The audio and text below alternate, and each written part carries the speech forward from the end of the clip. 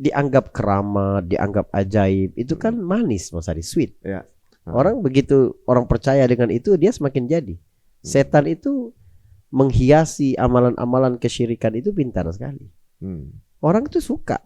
Dia dianggap sebagai sosok yang super, sosok yang memiliki kelebihan dari Allah dibanding manusia yang lain. Ya. Padahal itu kebohongan semua.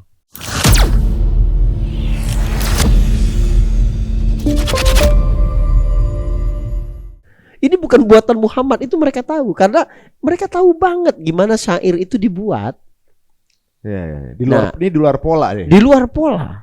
Jadi peristiwa luar biasa yang terjadi pada diri Nabi dan Rasul, itu namanya mu'jizah. Mukjizat kita bilang.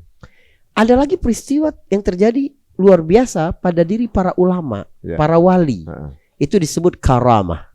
Keramat kata kita. Ada kok memang orang-orang pilihan Allah, memang bertakwa, ilmunya tinggi, mereka mendapat karamah itu. Itu peristiwa luar biasa terjadi, tapi dia bukan nabi, maka karamah itu. Kemudian ada lagi yang terjadi sama manusia biasa seperti kita. Itu namanya ma'unah, pertolongan Allah. Jadi dalam hitungan manusia harusnya nggak begitu. Ma'unah ini biasanya sama anak kecil, Mas Ari. Misalnya terjadi gempa, kebakaran, dalam hitungan orang ini meninggal semua. Ternyata nongol dari balik-balik gedung ada anak kecil. Itu namanya ma'unah. Dia bukan karomah, bukan mukjizat. Tapi dia ma'unah, pertolongan dari Allah Subhanahu wa taala. Kecelakaan pesawat, itu bayi masih hidup yang Iya, itu.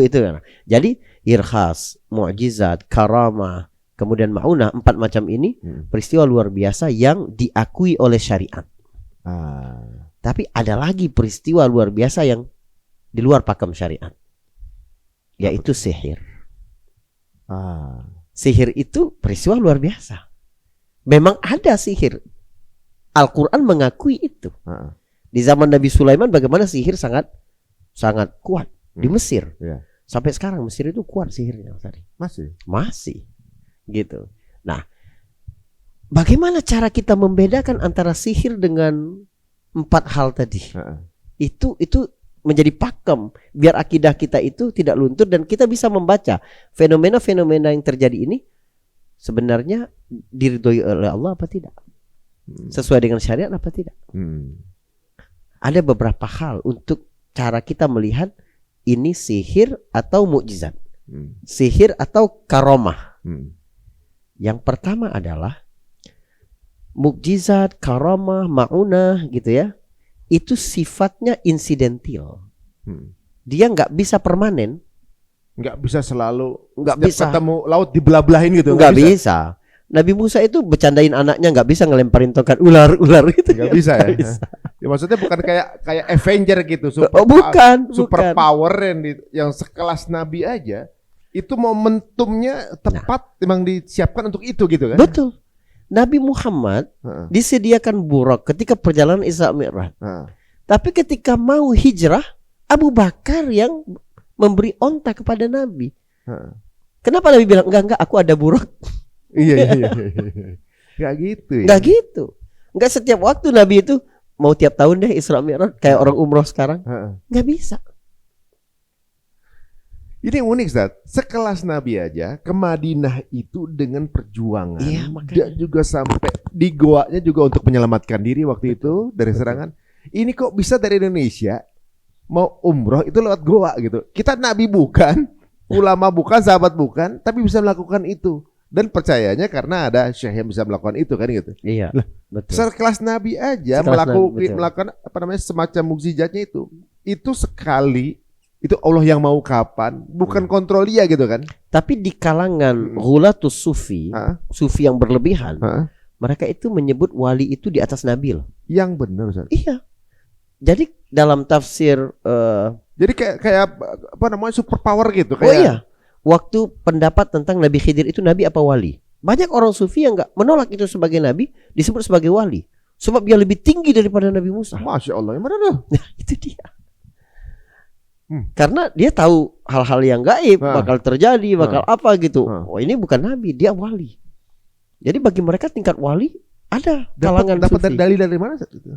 dari perasaan. Ya Allah ya Rabb. Iya. Makanya yang beragama dengan perasaan itu menyesatkan. Yang bisa katanya terbang segala macam. Coba lihat. Ini cara kita mengukur apakah ini sihir ataukah ini karomah. Lihat aja kalau dia permanen, ya. Mau orang itu pakai sorban setebal apapun, jenggotnya sepanjang apapun, itu sihir. Saya berani katakan sihir. Kalau zaman sekarang masih ada sihir, San? Masih ada dong. Maksudnya sihir fisik gitu yang orang lihat gitu. Oh iya, kan iya. Sihir kebanyakan. Jadi kalau ada orang yang setiap kena hujan dia nggak basah, dipanggil kiai, dia sebenarnya dukun. Kalau ada orang yang setiap waktu tidak mempan oleh senjata, itu sihir, nggak mungkin karomah.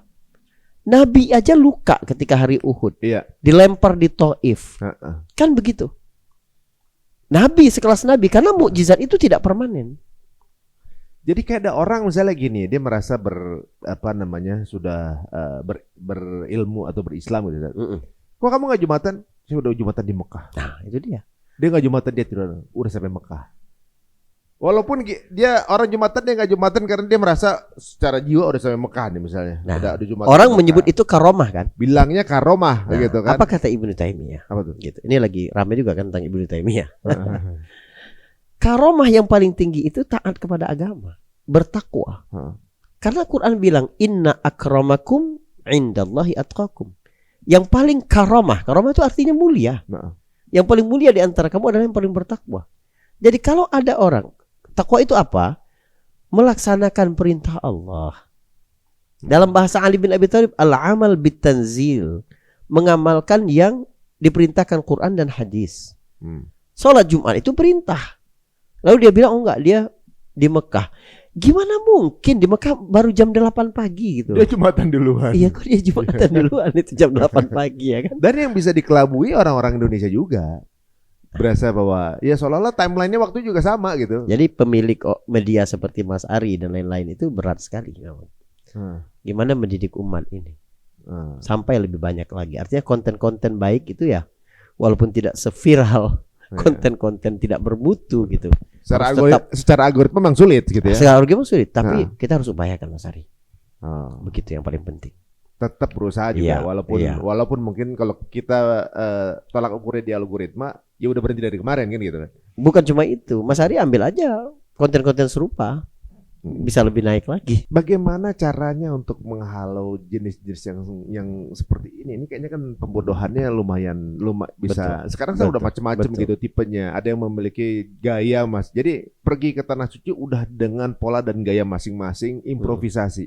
Gitu. Dengan keyakinannya sendiri bahwa dia akan mendapatkan jalan yang dimudahkan sampai sana. Niatnya sih boleh cuma betul. Entah itu kemudian sengaja ada yang membuat ini menjadi sebuah konten biar rame, bisa jadi kan gitu, jadi rame. Tapi ada yang kemudian memanfaatkan itu. Nah itu dia. Dianggap keramat, dianggap ajaib, itu kan manis, Mas Ari, sweet. Ya. Orang begitu orang percaya dengan itu, dia semakin jadi. Setan itu menghiasi amalan-amalan kesyirikan itu pintar sekali. Orang itu suka. Dia dianggap sebagai sosok yang super. Sosok yang memiliki kelebihan dari Allah dibanding manusia yang lain. Padahal itu kebohongan semua.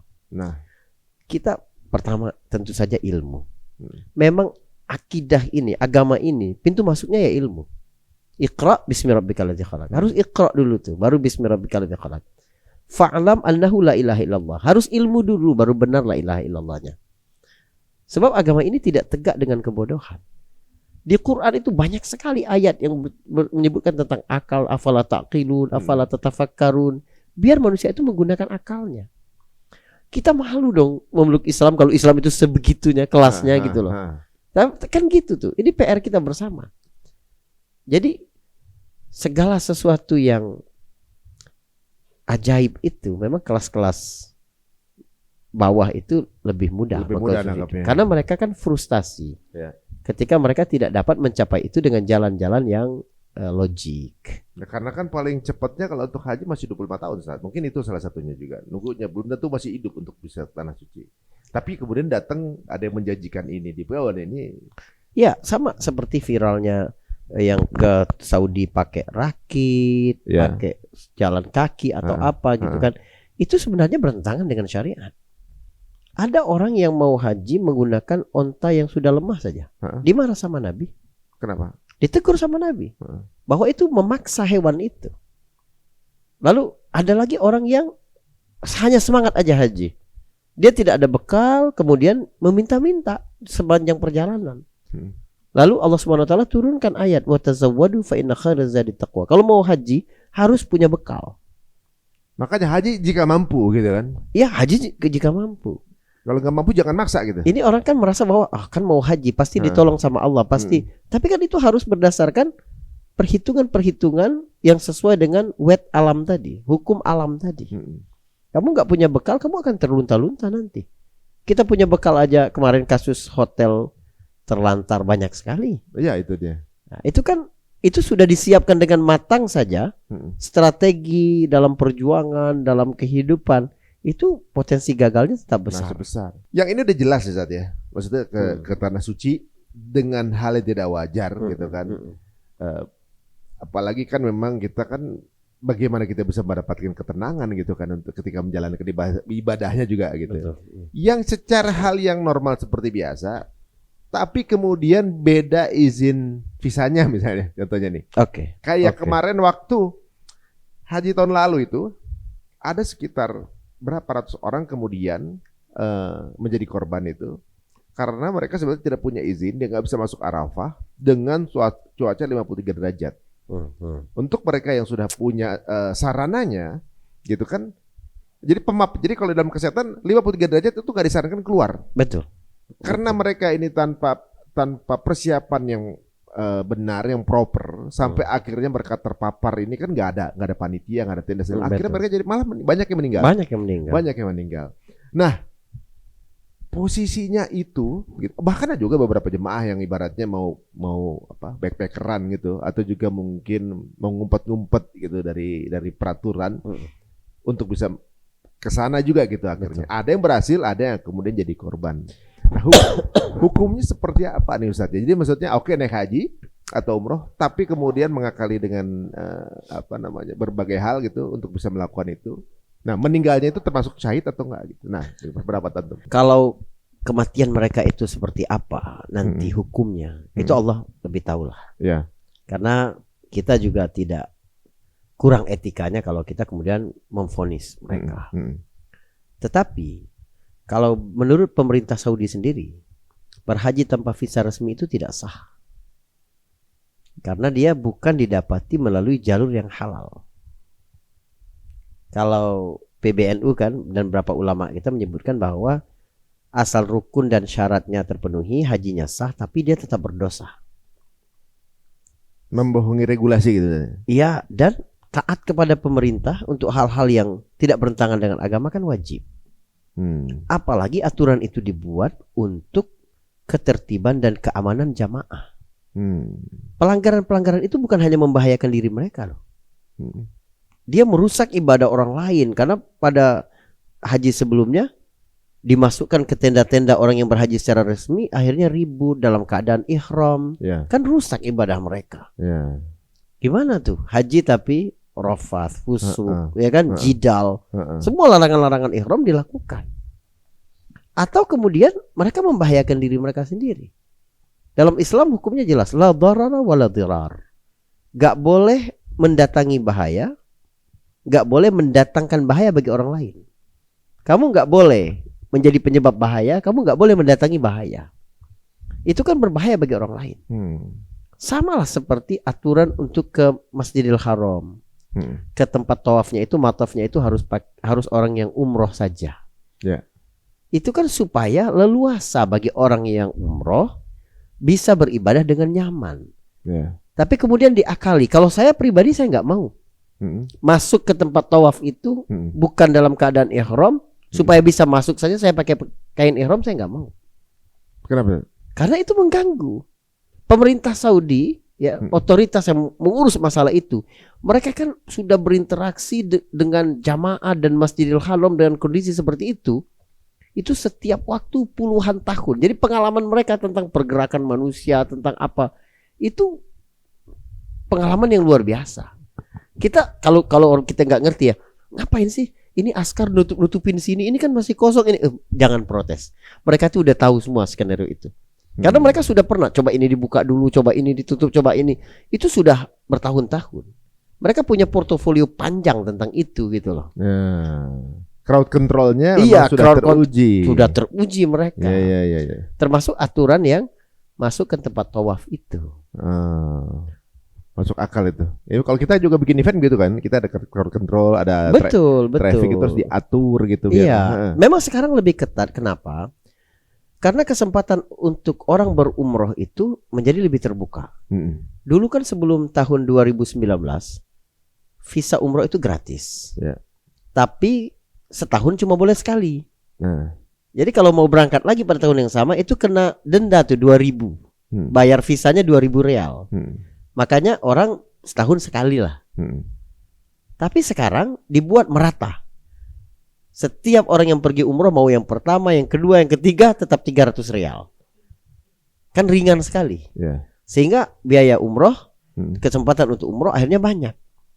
Dan orang pergi, crowded sekarang, susah sekali. Kita merasakan seperti itu. Ya pemerintah Saudi di lain sisi kan itu industri bagi mereka. Artinya industri pendukung. Maksudnya mereka bukan bisnis di Masjidil Haramnya. Karena semua fasilitas itu wakaf. Tapi hotel, kemudian transportasi, pendukung-pendukung itu kan memberi efek ekonomi yang besar. Gak bisa kita nafikan. Nah, dalam urusan ibadahnya itu mereka bikin skenario biar tetap nyaman. Jadi trafficnya mesti diatur untuk mereka untuk kenyamanan itu. Tapi sebenarnya gini, haji dan umroh itu banyak rezeki yang berkeliaran di situ sebenarnya saja. Betul. Bahkan sebenarnya saya juga dengar bahwa ternyata salah satu yang membuat hidup maskapai penerbangan itu pada saat Ramadan dan haji.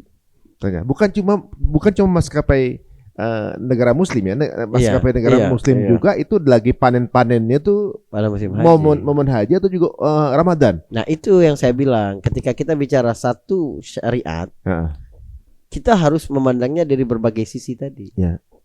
Jangan hanya melihatnya dari sisi ibadah. Tapi dari sisi peradaban juga. Kan industri transportasi apa semuanya bergantung kepada industri barat, industri non muslim. Itu kan kita rugi sendiri. Mestinya. Padahal pasarnya kan udah jelas gitu loh. Kalau kita bikin, Allah udah nyiptain trennya ya. Udah ciptakan tren itu. Tapi kalau sekarang semua arahnya sudah mulai gitu karena maskapai penerbangan yang maju kebanyakan di yang negara muslim kan. Qatar, Saudi, yang terbaik, Turkish, Emirates, Garuda. Udah mayoritas itu gitu. Jadi kalau sekarang justru yang maskapai penerbangan yang di luar itu menunggu umat muslim di negaranya untuk juga berangkat kan gitu kan. Betul. Nah, ini sebenarnya secara perlahan-perlahan juga ibaratnya. Nah, tapi mereka ini terancam semua. Kenapa emang? Ya karena sudah ada lewat jalur gua tadi. Ngeri. Ya, jadi marketnya sebenarnya sudah diberikan sama lu dengan mudah. Jadi sebenarnya siapa yang bersedia untuk menangkap kan gitu ya. Betul.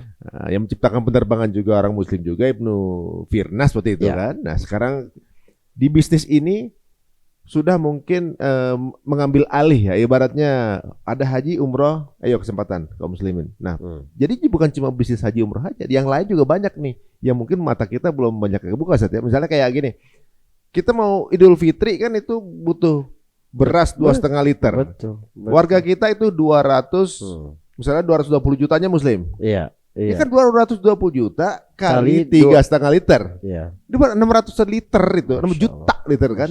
600 juta liter gitu. Di umroh dan haji juga begitu, Mas Ari. Bukan cuma tentang tiket, hotel, bukan. Kopernya, perlengkapannya, oleh-oleh haji dan umrohnya, ihramnya itu kan luar biasa banget. Kalau saya melihat umat Islam ya, dari satu ibadah kurban saja Mas Ari. Kalau memang kita bisa berdikari dari mulai hulu sampai hilirnya, umat Islam itu udah bisa menghidupkan ekonomi sendiri. Ada 2 miliar umat Islam misalnya. 200 juta saja, 10% yang berkurban. Kita butuh 200 juta hewan ternak setiap tahun. Kotorannya bisa jadi industri, pakan ternaknya, pengirimannya, ya kan? Itu semua industri menghidupkan berapa banyak orang. Benar. Apalagi hewan kurban tuh hewan yang dari A to Z-nya kepakai semua. Masya Allah. Dari apanya, mau tanduknya, kulitnya, limbahnya, nggak ada yang haram, kepakai semua. Aduh guys, ini sebenarnya justru momen kita untuk berpikir Betul, ya. betul, Jadi udah ada fenomena-fenomena nggak jelas ini, udah waktunya kita nggak ikutan yang begituan. Ini alhamdulillah hari ini kita diedukasi oleh Ustadz Faris nih. Insya Allah. Dan insya Allah selama sebulan, mudah-mudahan Ustadz Faris berkenan untuk kemudian membahas semua permasalahan selama Ramadan yang ada di buku The Days ini. Ini per hari Ustadz ya.